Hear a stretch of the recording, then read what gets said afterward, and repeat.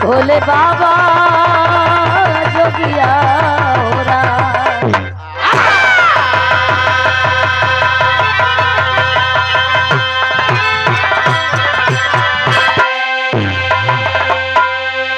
बड़ी भाव से कवि जी भूमिका लिखलन।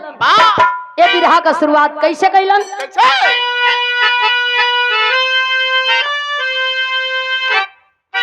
काम चाहे कौनो होखे,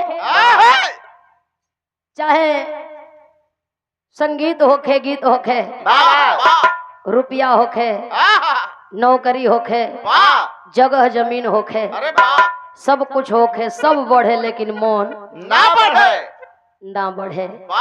काहे कि लोग कहेला धन बढ़ेला कामे आवेला, मन बढ़ेला जूता खियावेला केहू रहे, केहू रहे। यही से कवि जी लिखत रन का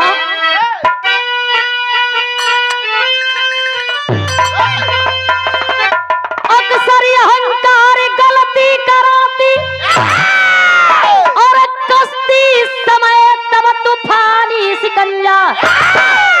ईरानी का था पहलवान रुस्तम, हारे बली सब मिला करी के पंजा। लड़ते लड़ाते गया देश टारटोसी और जलता बहादुर जवानी के जोर से। कहानी में सुंदर रही पीरी बाला, दिल में उतारा बैठा के नजर से।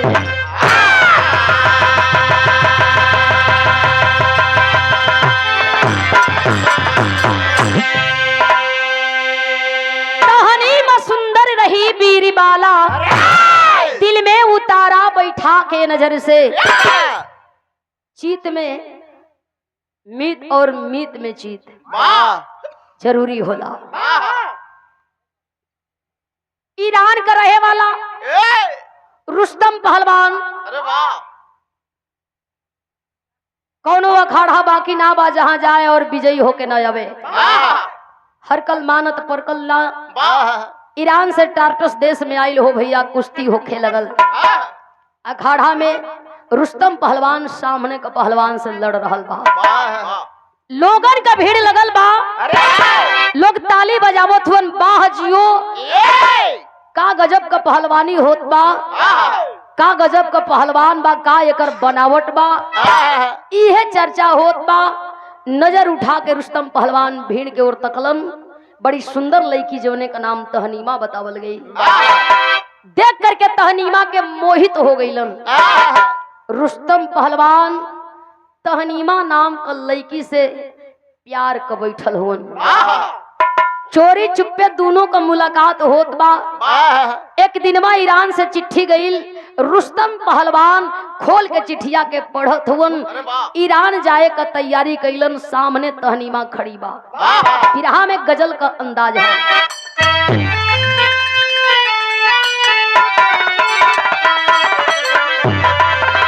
अरे आज पीने, और आज पीने की दावत है, शादी परी बैठी करी हम पिए।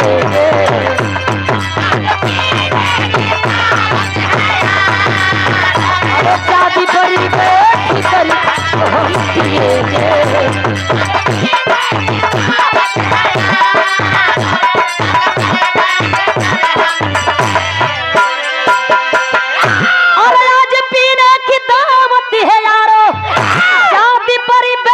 करी हम पिए।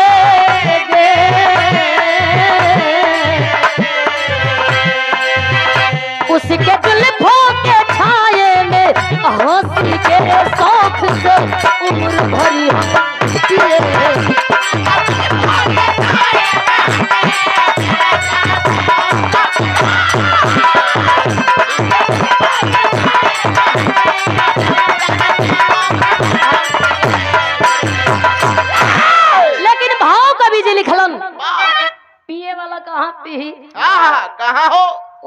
कोनो जगह ना है। वाह बस चले हाँ वो गोबरों पर बैठ जाई। वाह बस चले ओकर हाँ पेड़ बैठ के पीछे लगी। भाव लिखलन तहनीमा सामने खड़ी, आंख में आंसू, हाथ जोड़ के सवाल कैला साहब। जाता नहीं तो जाई सुनी का कहे। अरे नारी नैनो, अरे नारी नैनो कि चंचल काटा हो बाकुरों को जो पानी किया है।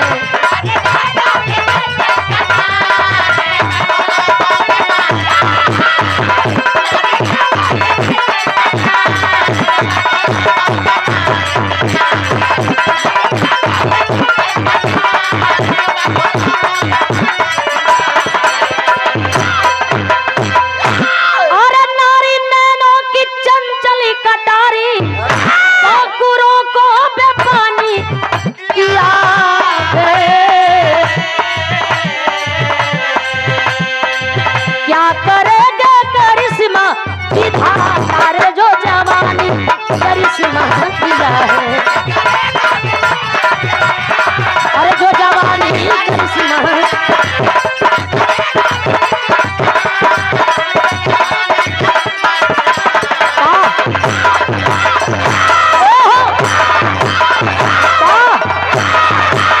सही हुआ।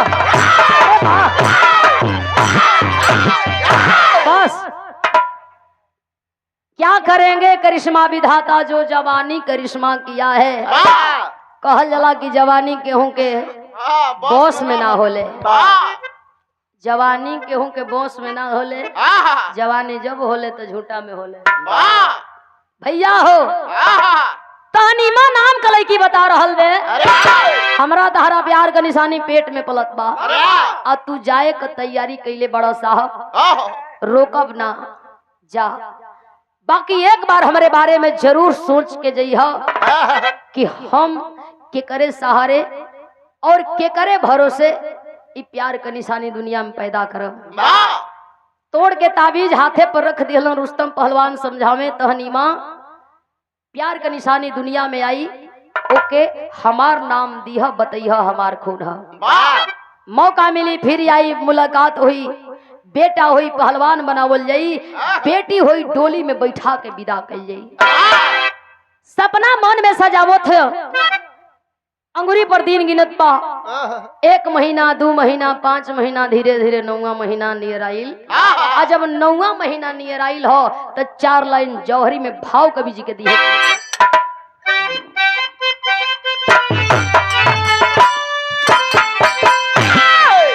अरे गर्भवती तब तहनीमा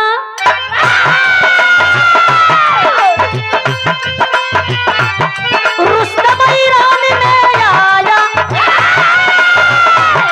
यह मिलन अनोखी प्यारी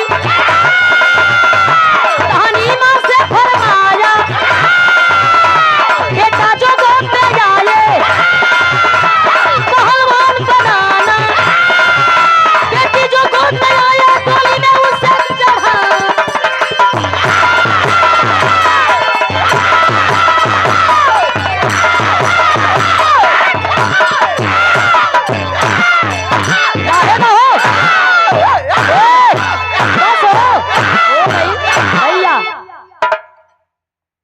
डी बाबा गौए छोड़ दिया का चाहत हो। नहीं हाथी पे जोड़ा लगा का गांव तब न उसन की तो छोड़ दिया। वाह उस समझदार हूँ थोड़ी समझदार, हाथी जब वो गांव छोड़ दी जाना था मैं हठी हैया तावना गांव में कलरा उभरे लगी। ए भैया हो धीरे धीरे 9वां महीना पूरा भइल, प्रसव पीड़ा सह करके तहनीमा एगो सुंदर बेटा के जन्म दिले बिया। तब बेटा भइला पर लोग मोछ ठेला, आ बेटी जब हो जाले तब पगड़ी धोतियों खोल खोल गिर जाले। लोग 4 दिन घरवे में रही हन, एक हफ्ता के बाद बहरियई हम हाँ जलाई सौरी हो बुखार नहीं लोग कहिहन का हो हाँ कहिहन के मत पूछा महाराज हाँ, बोल मत दिमाग का खराब सोचली कर। का हो गई हाँ लागत है कि खाली हाँ खाली है कुल है का खाली बुझाता कि बेटिए लिखल में वाह रुस्तम पहलवान ईरान में जाके ईरान का शान बचावत हुन वाह आए और तहनीमा गोद में बेटा के लेके पोलावत खिलावत बा हाँ, दुलरावत बा अरे वाह माथा के चुमत बा या सपना मने सजावत बा वाह वाह गीत लगल हो कैसे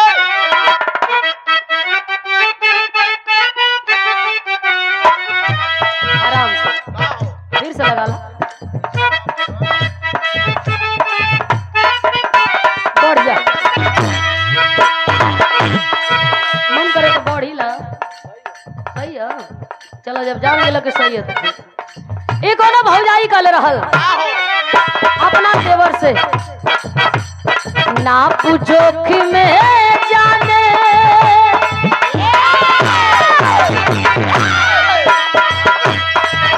अरे ना पूछोख में जाने कवनी खोट हो गई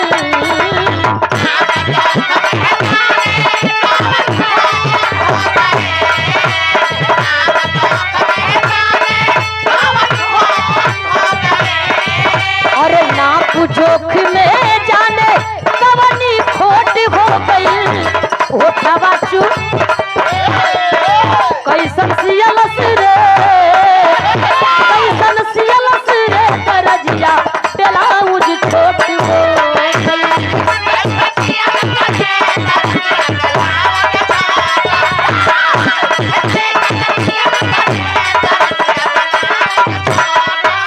बाकी माई बेटा के गोद में लेके खिलावे दुलरावे पोल्हावे आ सपना सजावत बाकी बेटा के सयान को के पहलवान बना के अखाड़े में लड़वाई वाह हो।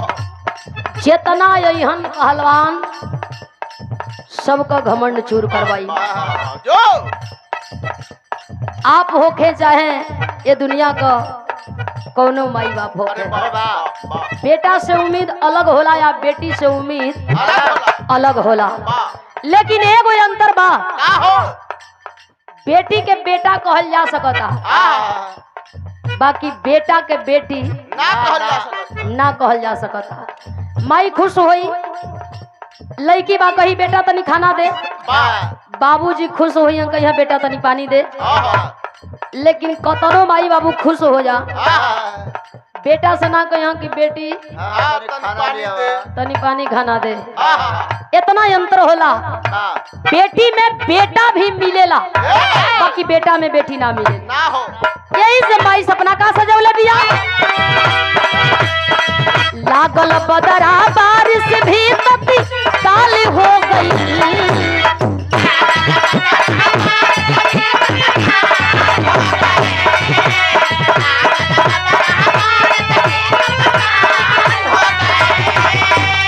अरे लागल बदरा बारिश भी तती काल हो गई होठावा चूमले हो मचरिया पैदा लाल हो गई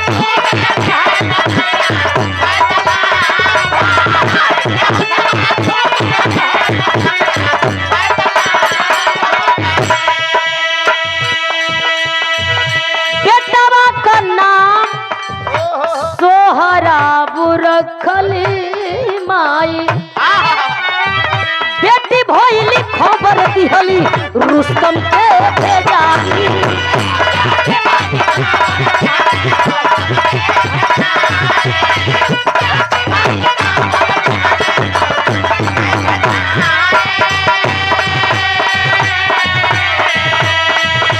लेकर के हाथ में एगो सादा कागज आ पेन माई चिट्ठी लिखतिया रुस्तम पहलवान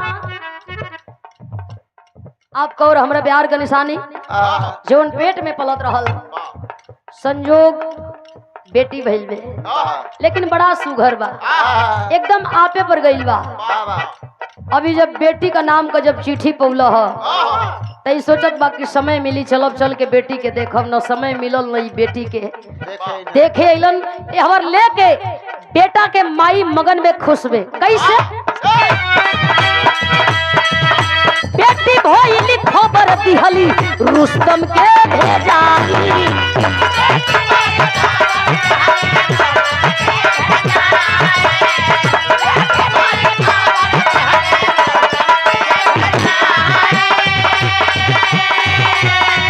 अरे स्वार्थ के चलते ही है बंदी चाल हो गई।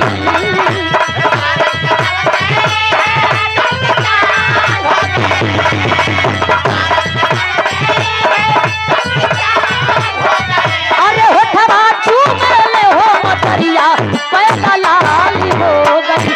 अरे होठवा चूमे मतरिया पैदा लाल हो गई।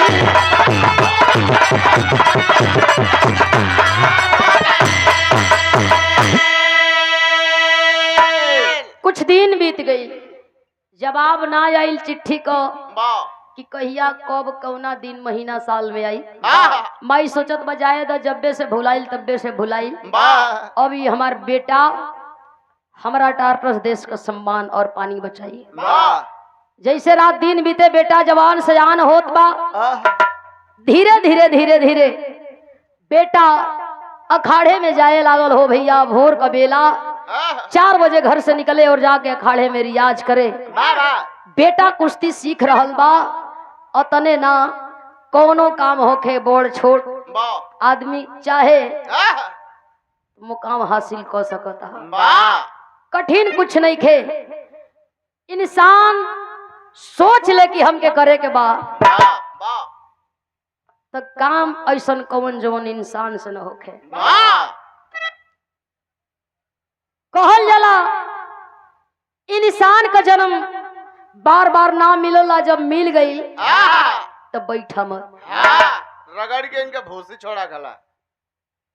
दौड़ा मत दौड़ा, टहल टहलबो मत कर, चल बाकी बैठल मत रह। नहीं तो शुगर हो जाए। 4 बजे भोर में उठे जाके रियाज करे, कुश्ती सीखे। एक दिनवा ऐसन समय आई ह जेहर देखा ओहर तहनीमा का बेटा का चर्चा बा। जेके ना कहे के उहो आवे और तहनीमा से कहे रे तहनीमा तोर बेटा बहुत बढ़िया कुश्ती करत बा, तोर बेटा टारटस देश का सम्मान बचाई गारंटी बा। कहल जला वीर का बेटा वीर बहादुर पहलवान सोहराब बना। टारटस देश का नामी जोधा सेना में जबाज बना। उधर ईरानी सेना का रुस्तम नाहर हमरा ही था। वीर बली बजरंग बली सा पक्का शेर सिपाही था। सरहद खातिर जूझ गए ईरान टारटस जंगी बन। कुश्ती होगी ललकारा सोहराब वीर रंगी बन। एक दिनमा रुस्तम पहलवान टारटस देश पर चढ़ाई कैलन। ललकारे लगलन वीरन की वीरताई, मर्दन की मर्दानगी के करा बाजू में जोर बाजे हमसे लड़ी। चलल ह सोहराब अपने टारटस देश का सम्मान बचावे। एक तरफ से ईरान का नामी लड़वैया और रुस्तम और दूसरी तरफ से टारटस देश का लड़वैया सोहराब अखाड़े में दोनों पहलवान उतर गए। और जब अखाड़े में दोनों पहलवान उतरल हुवन, तेरी का भाव कवि जी दे रहल हुवन कैसे।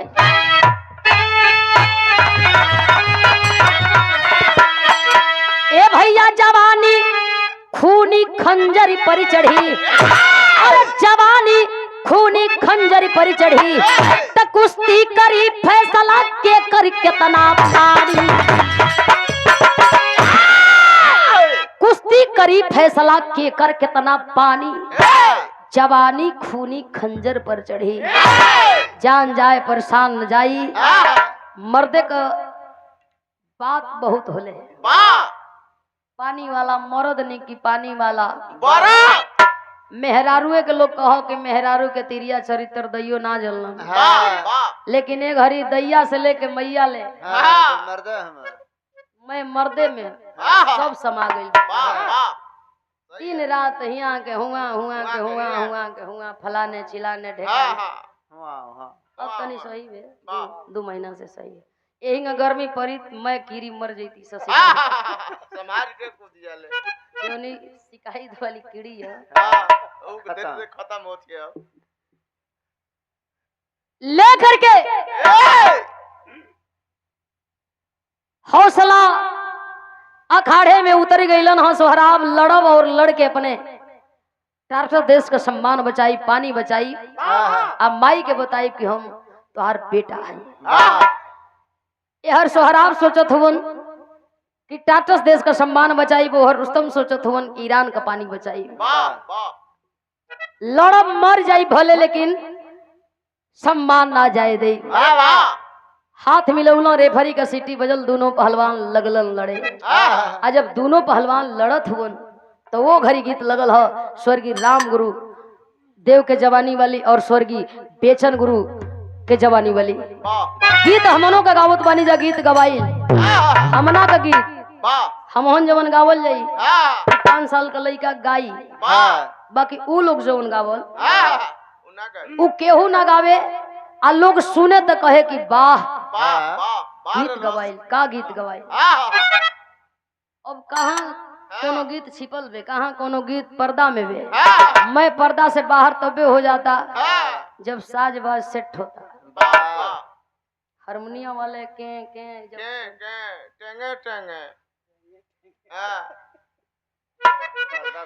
स्टूडियो में हिलाने से पहले जो जाने को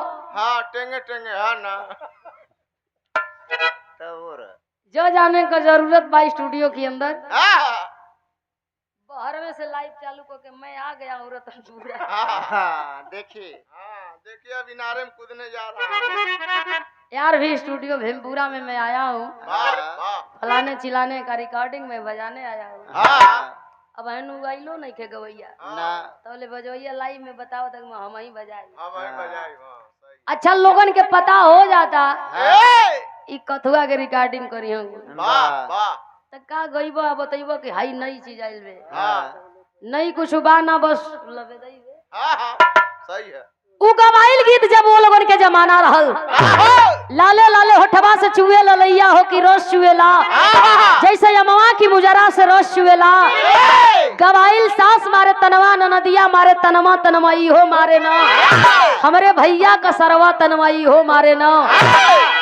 कुल गीत अब गवा पाई ना हो अब हो ही ना पाई भुला जे लोग ना गवाई आ गवाई तो लोगन के निकल। अरे गवैया लोग गाई पछौटा हमरे बेचन गुरु यही गीतिया के गावस कैसे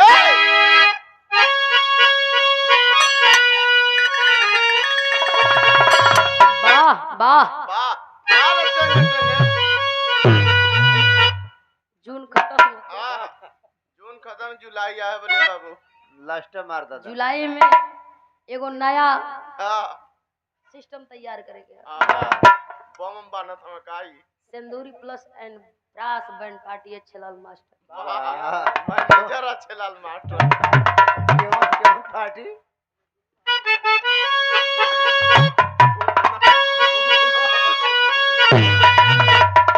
झुनझुनवा राधे बंदी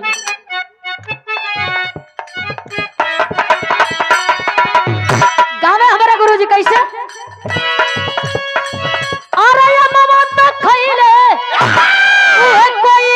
खिंच के मरुए दगिया लगी रे गईली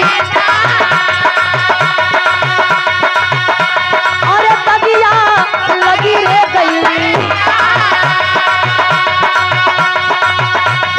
हमारी गोरी रे चुनरिया दगिया लगी रे गईली।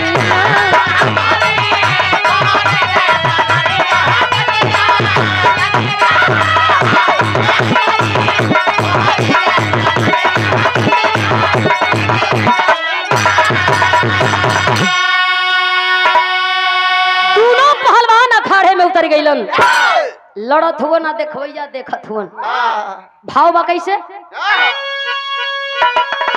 अरे ढलली वो मरिया गरजल वो रुस्तम पहलवान अरे जना जाई भलही अरे जना जाई भलही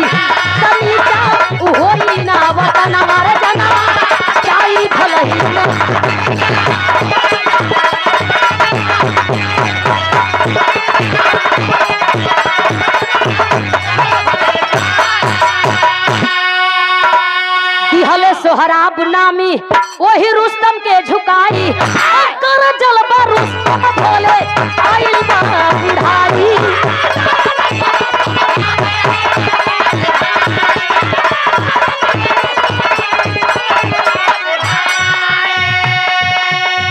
रुस्तम की आगे नहीं कब मार जानवा रे जानवा चाई भलही जानवा चाई भलही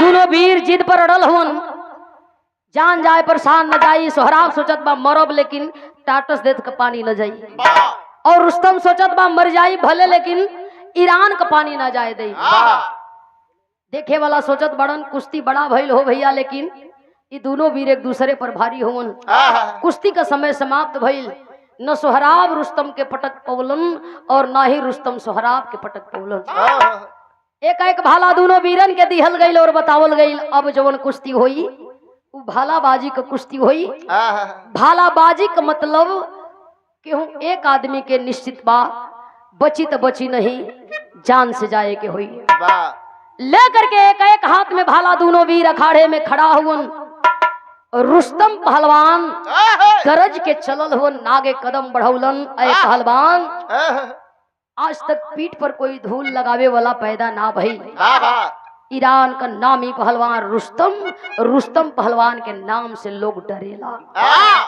इतने बतिया कही के जे भी आगे बढ़ल हुवन सोहराब पहलवान सवाल कैला आल्हा का भाव में पूछत बका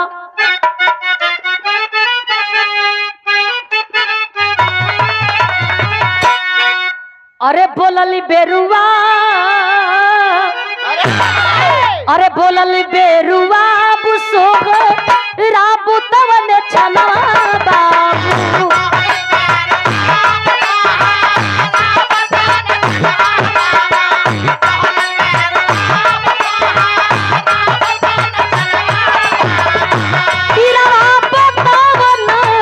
रुस्तम का तुहार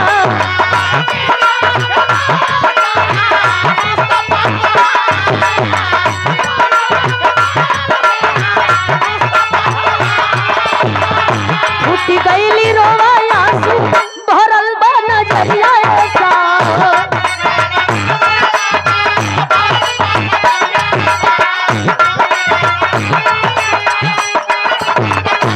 उहे पहलवान होवे बाबूजी हमार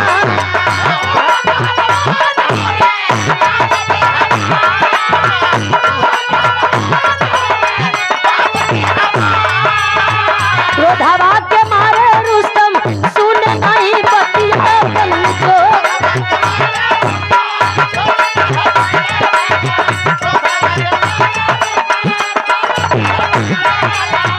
रनवा में दिहल सोहराब के पछाड़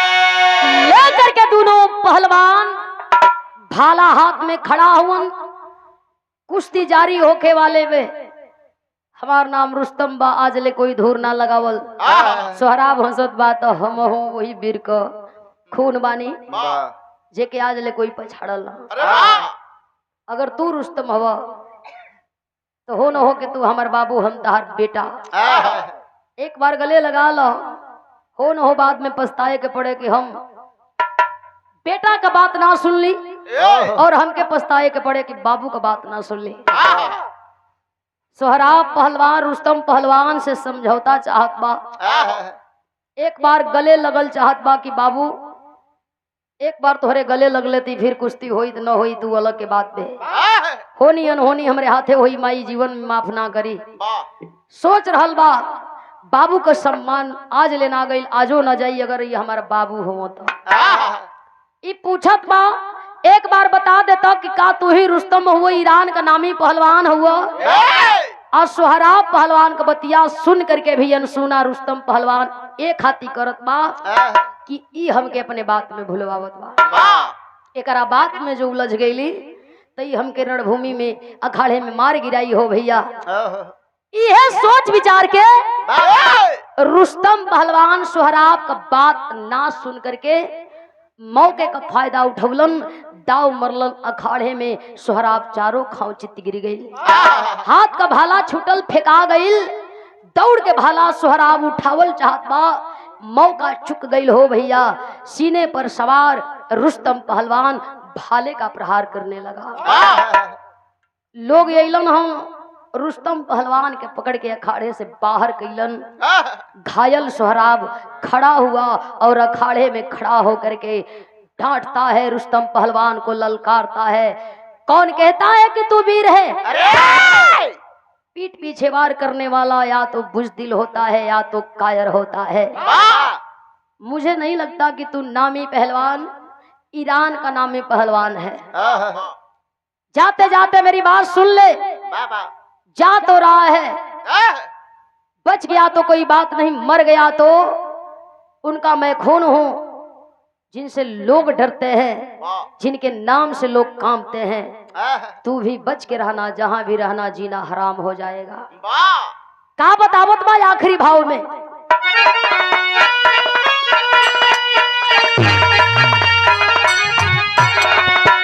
अरे सुनी लो बेईमान जनी बघारा सनवाम, रुस्तम बाबूजी हमार तो मरी है जन्म।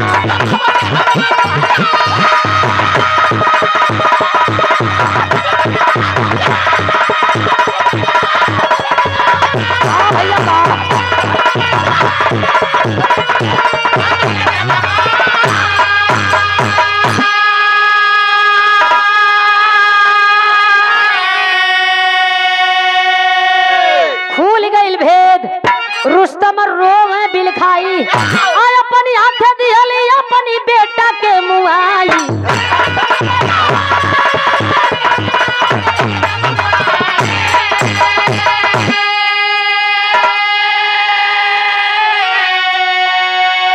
घायल सोहराब ललकारता है बहादुर को, मानता हूं कि पहलवान है लेकिन तू कायर भी है। पीठ पीछे वार करता है, तू बुज़दिल है। रुस्तम पहलवान आइल हो भैया, पूछे लगल, उस माँ का नाम बता जिस माँ ने तुझे जन्म दिया। चेहरे पे हल्की मुस्कान, सीने में दर्द लेकर के वह सोहराब बताता है, मैं उस माँ का बेटा हूँ, मैं उस वीरांगना का बेटा हूँ जिसका नाम तहनीमा बताया जाता है।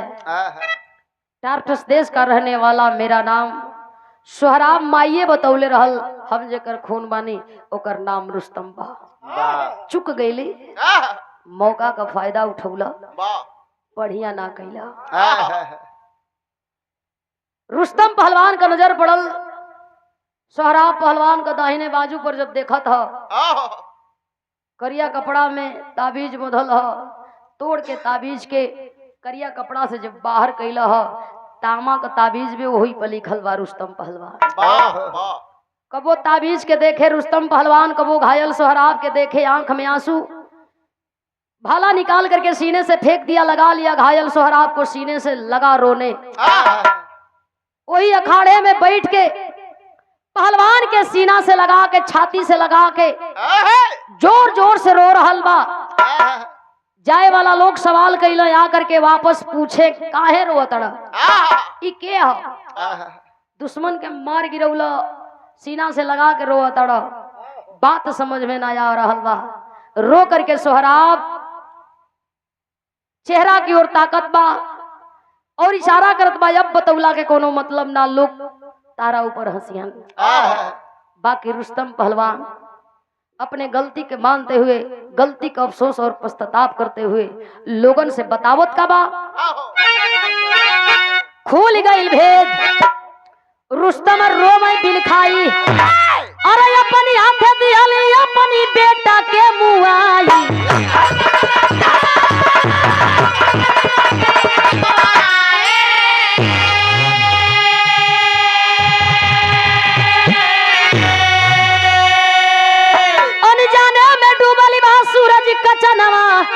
तरुस्तम बाबूजी हमार तो कर मरी है जन।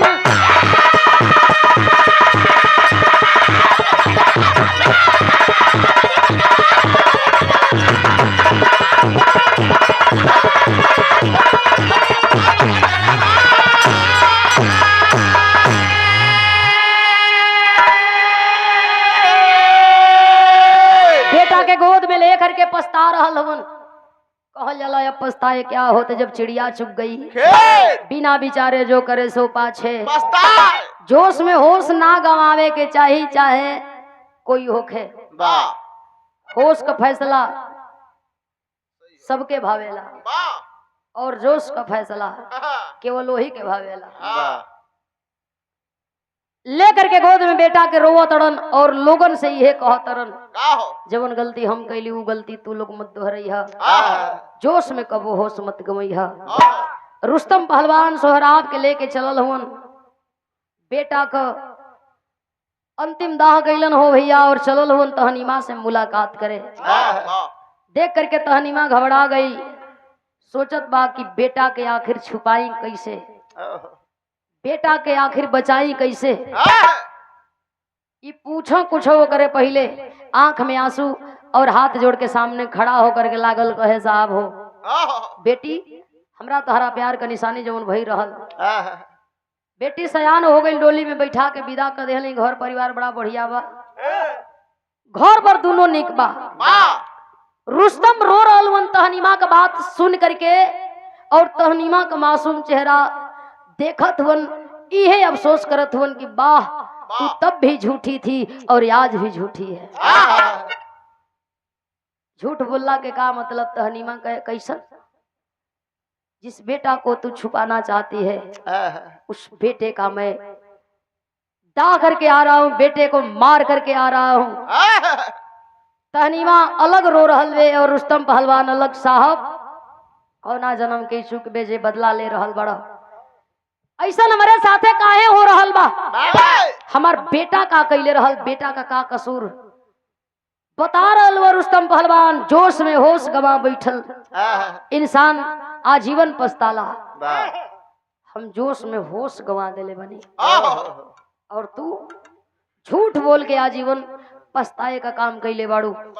चिठिया में लिख दे तू बेटा भइल बा, बेटा कहीं रहत तोहार जीवित और जिंदा रहत। एक तरफ तहनीमा पछतात बा और दूसरी तरफ रुस्तम पहलवान पछताता के आग में हो। दोनों प्रेमी और प्रेमिका जेकर बेटा पैदा भइला के बाद एगो पति और पत्नी का भी रिश्ता हो सकेला। दोनों पछतात हुन। ई सोचत बा कि झूठ हमार बेटा हमसे दूर कर देलस और ऊ पछतात बा कि हमार घमंड हमसे हमार बेटा छीन लेलस। पश्चाताप के आग में जलते हुए दोनों अपने रात दिन को व्यतीत कर रहे हैं। आखिरी भाव हो कवि जी लिखत का बड़न।